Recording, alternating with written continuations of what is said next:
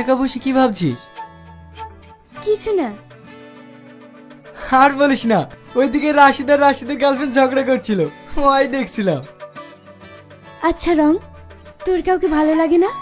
তোর পছন্দের কেউ নেই? হ্যাঁ আছে তো। কে? বল না। তুই।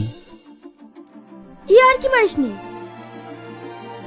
জানিস, আমি আমার গার্লফ্রেন্ডকে নিয়ে মনে মনে অনেক স্বপ্ন এঁকেছি। আমাদের বিয়ের দিন আমি তাকে সুন্দর একটা লেহেঙ্গা কিনে দেব। সে লেহেঙ্গা পরবে, খোপায় রজনীগন্ধা ফুল, কানে ঝুমকো ধুল, তাকে দেখতে একদম পরীর মতো লাগবে। আর আমি তাকে দু চোখ ভরে দেখব। বাবা, তুই এত কিছু ভেবে রেখেছিস? শুধু ভাবিনি, আমি কিন্তু অলরেডি লেহেঙ্গা কিনেই রেখেছি। এতটা অ্যাডভান্স তোকেই দেখলাম। না রে, একটা মানুষ একটা ফুলের বাগানকে সাজায় কেন?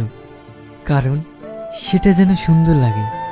সেরকম আমিও ওকে সুন্দর করে সাজিয়ে আমার মনের বাগানটাকে সুন্দর করে রাখতে চাই। জানিস, তোকে কিন্তু এর আগে কখনো এরকম সিরিয়াস দেখিনি। তোকে যে মেয়ে পাবে সে অনেক লাকি। পেয়েছি তো। মানে? ও তুই বুঝবি না। বল না, মেয়েটা এই কলেজে পড়ে? হ্যাঁ। আমি তাকে চিনি?